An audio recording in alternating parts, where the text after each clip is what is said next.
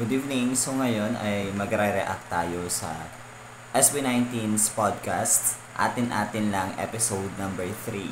So since this is a reaction video, please expect na magpo-pause, magko-comment at magre-react ako dun sa mga statements nila at pahinto-hinto yun. So dapat ay sa Spotify na lang kayo makinig at mapapanood din ninyo kasi meron dong visual video siya, mapapanood nyo siya para makadagdag din dun sa streams ng Spotify ng SB19 pang support din natin. So pero kung gusto nyo pa rin panoorin tong reaction video na to, sabayan nyo na lang ako sa panonood at sa pakikinig sa kanilang podcast. Alright? Pero kung wala talaga kayong Spotify at ayun nga, full storage na yung phone ninyo, makinig na lang kayo with me sa video na to. Alright? So, pero ini-encourage ko kayo na talagang mag-download and supportahan ng SB19 sa kanilang Spotify mismo. Ayun. So, yun lang yung disclaimer ko. So, this episode number 3 is entitled Perks and Perils of Social Media. So, ayun. This is 1 hour and 1 minute. So, start na natin.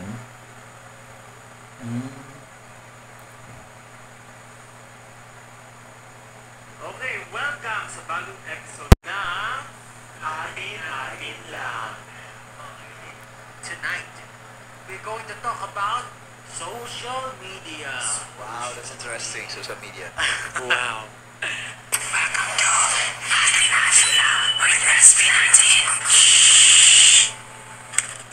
Anong gusto niyo sabihin tungkol sa social media? Noong mga panahon na bata pa tayo, Ayan, maganda. puro phone lang, puro text, di ba? Pag-usapan nga natin, paano yung time na nag-start yung social Technology. media? Yung Kumbaga, technology. Pero alam niyo, masasabi ko sa technology, meron niyang parang double-edged sword yan eh. Kumbaga, merong positive side at meron ding negative side. Totoo. Sa social media, ganun din. Parang, ngayon kasi social media age na, sobrang talagang traffic na ng mga tao sa social media. Kumbaga, anyone, anytime can share their thoughts, whether it be truthful or not, or informed opinion or not. Parang, Hindi Kung may ko alam. sense or wala.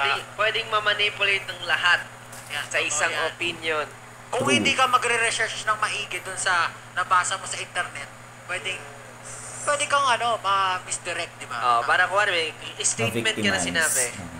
Statement, kinuha yung konting Ayun, pause muna natin. So, saan kaya nila sinut itong podcast na to? Kasi bago yung kanilang venue or bago yung kanilang setting sa podcast na to compared doon sa naunang 2 episodes. So, doon sa 2 episodes na nauna, previous episodes ay nasa isang kama sila, nakaupo, and parang chill-chill lang, nagkakwentuhan ganyan. Pero ngayon ay parang nasa outdoors sila. Tapos parang umiinom yata ng wine ba yan? Yun, tapos may parang bonfire din doon sa gitna ng table. So that's, ang ganda lang tingnan nitong bagong setting nila sa podcast. Ayun, side comment lang.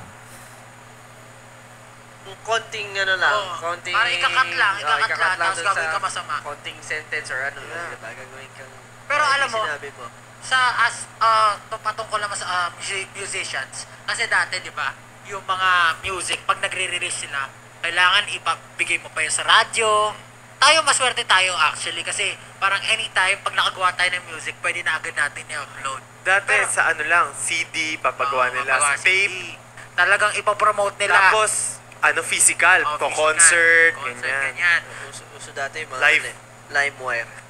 Kaya pag sumikat ka, legit na sumikat ka kasi syempre, mahirap mag-promote mahirap. dati. Mahirap. Pero ngayon, ang kalaban mo naman ngayon, since everything is so accessible, ang dami mo ng artist na pwedeng kalaban. Kalaban, lahat competition. So, pwede mong ituring na hindi kalaban, pero syempre, kapag may isa kang, kuwari, certain genre parehas kayo, hindi maiwasan yung comparison, kahit, kuwari, mauna lang yung isa, parang sasabihin, kopya ka na agad, mga ganong bagay pa. Tsaka all over the world yun eh. So yung artist dati, yung artist sa US, hindi mo siya makikita. I mean, pag nasa Totoo, Pilipinas ka, totoo.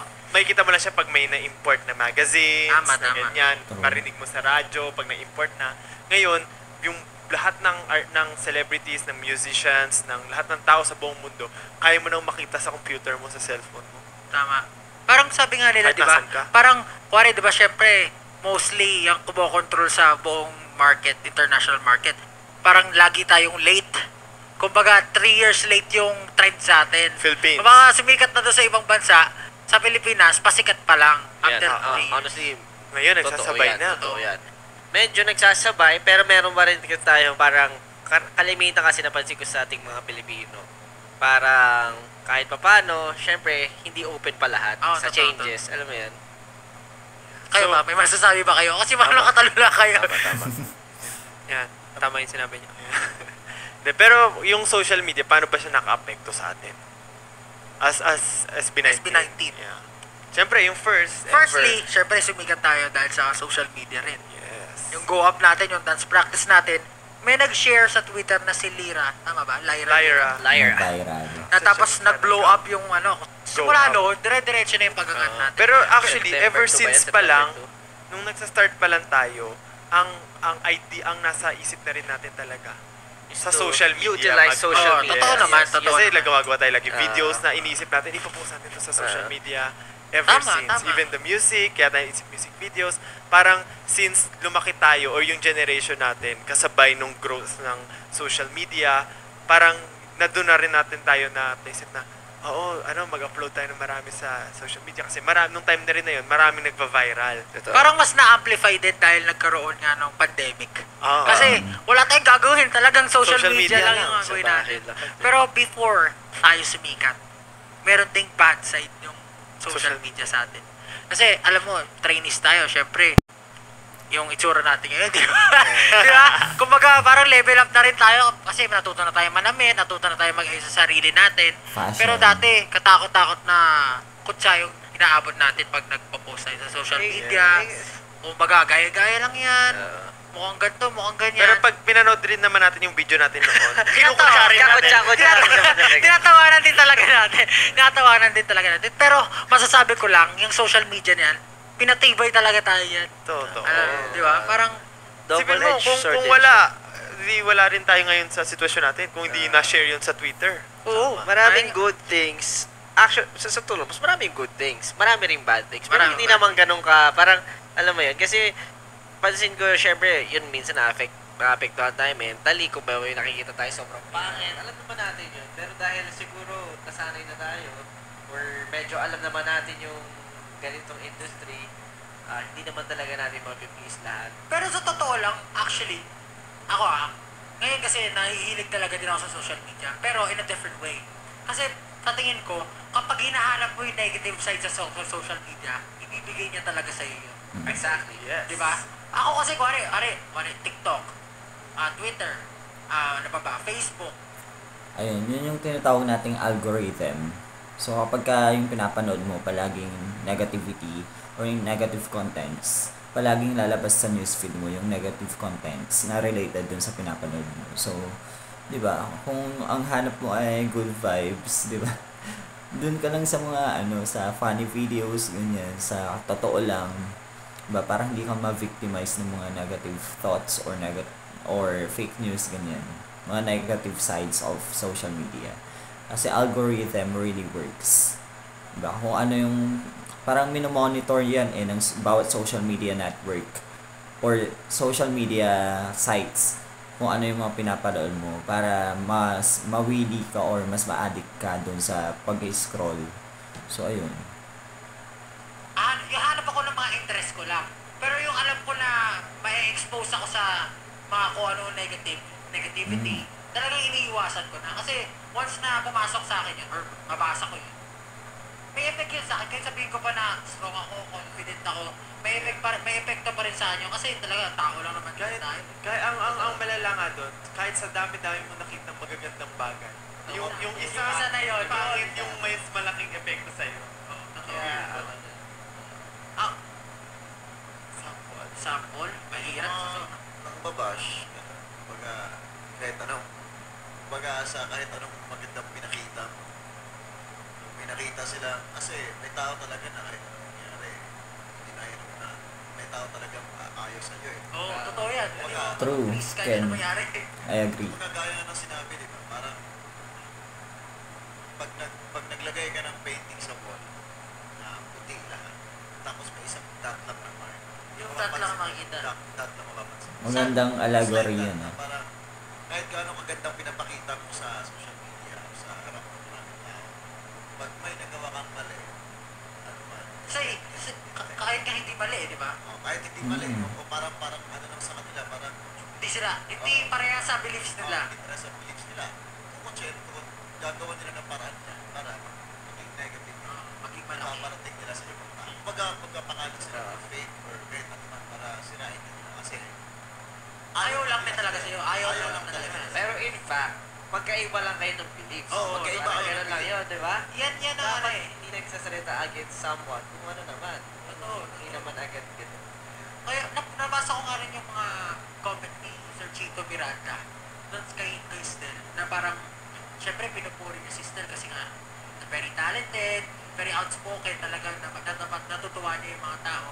Tapos parang may comment doon sa post niya na yung mga SB19 yan, ano naman yan, bading naman yan, or ano naman, wala namang ambagil sa Ginagamit pa rin. lalo lang sinisira True, daw Justin. Period. industry, yung music industry. Ano bang nireply ni Sir Chito Miranda na Sa comments. kung hindi mo trip, sa comments, kung hindi mo trip yung music nila, huwag mo na lang pakinggan. Hindi mo naman kailangan kutsain yung Sabi pagkatao ng nila. ano. Diba? Kung Kumbaga, baga, ganun sana dapat lahat ng mindset Oo. ng mga tao. Na parang hindi mo training. huwag mo na lang pakinggan. Huwag ka na lang magsalita.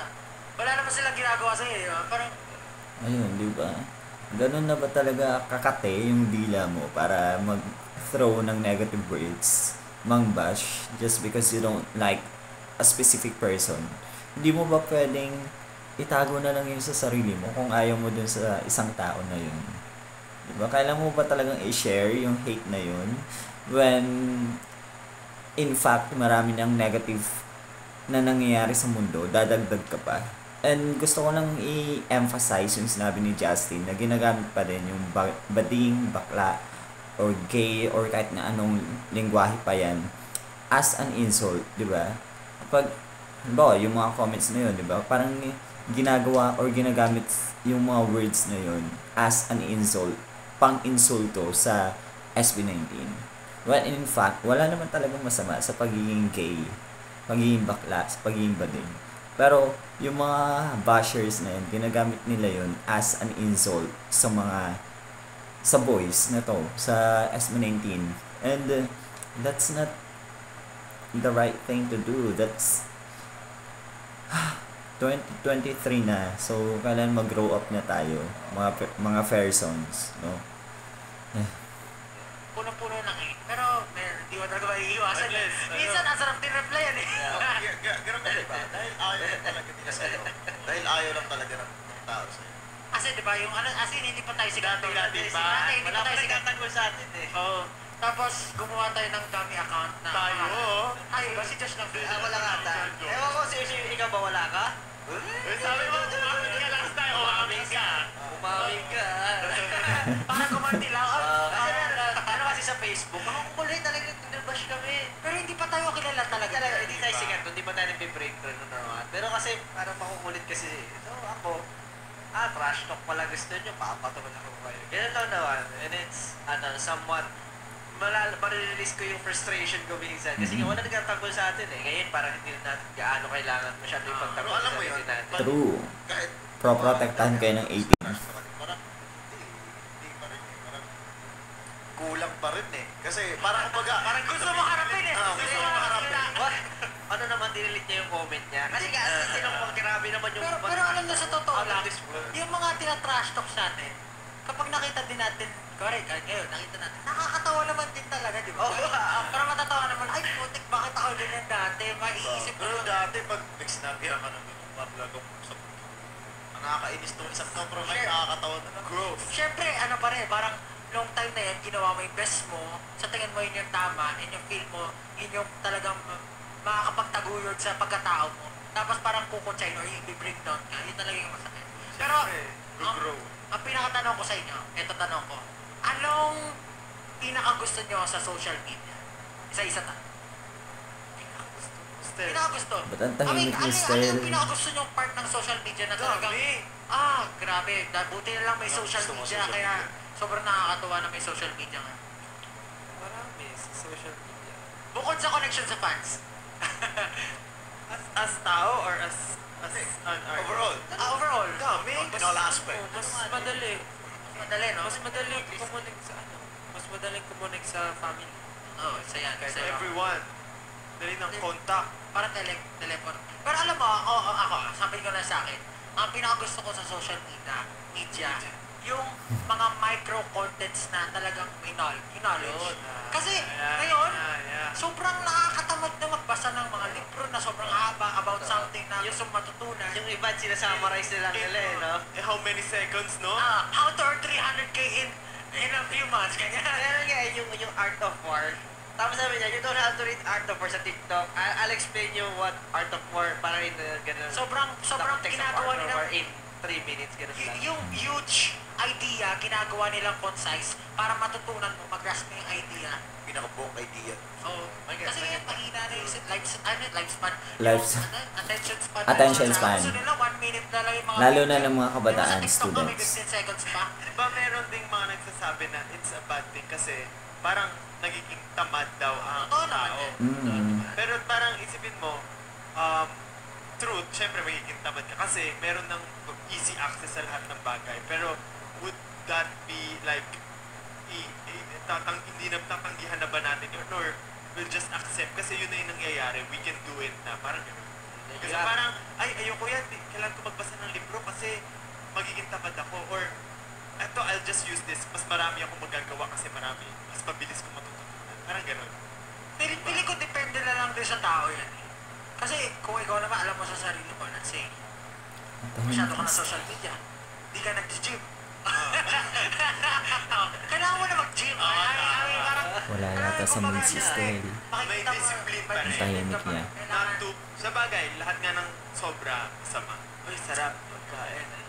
Pero alam mo kasi kaya ako favorite din yung micro contents na talagang nabibigyan ako ng knowledge kasi for us artists na laging gumagalaw, laging busy, sasayaw-sayaw, mga ganyan. Hindi na natin kaya na makapag-aral ng makapag-aral ng kukuha ng maraming time. So maganda rin talaga yung nabibigay ng mga mabibilisang knowledge through micro content sa TikTok, ganyan yan. Actually sa TikTok ang dami mga mapapanood. Lahat pwede mong malaman dun eh. Ikaw, parang Kumbaga, in terms of life, paano, for example, yung business, pag business-minded ka man na tao, or sa kahit anong aspeto ng buhay. yung mga nagluluto sa forest. O yung mga ganun. Yung ano, survival. Tutorials. Diba? Ang dami yung pwedeng matutunan sa social media na makakatulong talaga sa'yo. So, Yun din, parang yung mabilisang knowledge. mabilis ang knowledge. Tingin ko, same lang sa kung ano yung sinabi mo kanina. Pero, ayun nga, madami kang matututunan. Anything na pwede kang mag-share. So, for me, ang favorite din ko about it. Ngayon na, sa ngayon, siguro, hindi ko naman favorite, pero isa bukod sa mga nasabi nyo, isang magandang bagay is yung ang dami mong nagagawa sa social media. Yun nga, pwede ka mag-share, matututo ka, pwede ka makapag-communicate real time, Pero ano yung favorite mo dyan? Nari siya. Lahat. Ewan ko, ang favorite. I don't know, what's my favorite? Mahirap yun nga, honestly, mahirap magkaroon ng favorite sa social media kasi kahit tayo, isa-isa tayo, depende Unlimited sa araw kasi. kung ano yung ginagamitan natin sa social media, Bakit? di ba? Pero, Lahat pwede mo gawin. hindi rin natin maikakaila. Ang tama nga naman, sa social media talaga na may nagbagang SB19. And syempre, isa sa mga dahilan niyan, yung 18. Siyempre. Doon nila tayo nakilala. Kung gaano kalakas yung fandom natin. Alam nyo, yung recent na pagkapanalo natin sa fan war ba yan? Tama ba? Fan Army. Fan army. Fan war. Parang sobrang surreal nun. Alam mo yung dedication na gano'n, na kung gaano kalakas yung power na gano'n na very united sila as 18. Hindi lang actually kahit yung pag-vote. Kasama yun sa dedication. Kasi isip mo yung concert natin. Dito sa yung tour na to. Napaka nag-aan sila, po-promo sila ng physical promotion. Oo. Pupunta Oo, sila yan. sa mga Filipino communities. Kumakausap sila ng mga random strangers na ini-introduce nila tayo. Totoo. Even yung sa LA ba? Yung LA yung nag-ano tayo, Nag-basking tayo. Grabe yun, ang daming 18 din dun na-explain nila tayo. Pero alam mo yun, kumbaga, syempre, kailangan nga rin naman ng power nila doon kasi naging mas interested yung mga tao. Sino sila? Bakit nyo sila sinusuportahan? And after that, after parang ma-activate na, may nanonood na, parang pinapakilala tayo sa isa. SB19 po yan, they're from the Philippines. We're really proud of them. Sobrang grabe yung dedication ng Agent. After nun, pag diba, physical na, sabihin, ito, ang next na pupuntahan ng mga strangers na yun, social media. Social I-check agad nila tayo, ano Social unang makikita nila. Makikita nila yung YouTube. kalokohan na SB19. Yung fandom na nagpapalaki sa mga artists ngayon through social media. Malaki yung niya talaga, yung effect niya sa ecosystem ng industry, kumbaga, na dati nga, katulad ngayon, para very, yung parang, ngayon kasi digital na eh. Dati ano nang tawag doon sa Analog? Traditional. Isa pa term. Digital, analog, Hindi, yung live, ganun. Kasi traditional. Traditional dati. Yung parang talagang manumano. Ngayon, kahit anong age, kahit anong may access para supportahan tayo. Kasi dati, parang medyo majority kailangan. Medyo may working ka na or let's say medyo, siguro high school or ano ka, di ba? Para at least mapakain ka paano, may pera ka para makapag-support. Ngayon, kahit anong age, pwede na nila talagang i-support yung kahit sino. Pero alam nyo what's amazing about social media? And our fandom. Kasi yung fandom natin nagre-range from bata to as in lola. Di ba? Oy, true yun. Nung fan gathering, nung October 21, nung Saturday, ang daming umatay na bata. Kami, medyo bata-bata pa. Tapos, mga matatanda, senior citizen. So, merong lolo, merong lola. Nagulat ako doon may mga tita, tito. Meron kami, di ba? Tapos, merong mga bata. So, diverse talaga yung, yung 18, yung age range ng 18. So, nakakatuwa lang. Diba? Iisipin mo ba na mga lola talaga nagso-social media na nagko-comment, nagbo-vote, talagang sinusuportahan yung SB19? Naalala ko yung nung after natin kumain sa saan yun? New York ba yun? Or somewhere? Yung kumain tayo tapos pinakasalubong tayo. Sa New York. New York, tapos matanda na siya. Nasa kasalubong siya, lumakad lang siya. Sabi niya, I'm watching you guys. Ano siya, Filipino. Kilala niya. Alam niya lahat schedule ng concert namin, sino-sino kami. Talagang sabi niya pinapanood niya daw kami sa YouTube, titignan niya sa social media, prices ng tickets namin. Talagang, isipin mo yung ganong edad na parang, mas alam niyo pa po yung nangyayari sa amin kaysa sa amin Usually kasi, kapag nakakita tayo ng mga ganong idaran, iniisip natin, ay hindi nasakop ng natin yan, fans. Oo, totoo. Pero dahil ngayon, na parang ngayon, talagang mas pa sila, mas alam pa nila, mas interested pa talaga sila. Or karamihan, di ba? Parang talagang yun yung mga nanonood din sa atin, gano'n. Kaya napapatanong ako minsan, alam mo yung meron sa SB19, bakit sinusuportahan talaga? Diba? Kung kahit anong age range yan, parang talagang support pa rin talaga sila sa SB19. Isipin mo, kaya nga diba nung concert last time, parang appropriate ba ito sa kanila? Di wala, tapos may mga may bata, tapos may mga magulang pa na nanonood sa'yo, okay lang yan. Tuturuan na lang. Pero alam mo, nakakatuwa kasi parang kilala nila, kasi alam nila na kahit na ganun yung ginagawa natin, alam nila na good yung intentions natin. Kaya hindi nila, kumbaga supported nila yung mga anak nila, talagang sinasabihan lang nila or talagang binibigyan ng mga ng guidance. Yun yung nakakatuwa sa akin kasi parang kahit anong gawin natin, nakikita nila yung goodness na gusto natin ipalabas or yung goal natin as a group.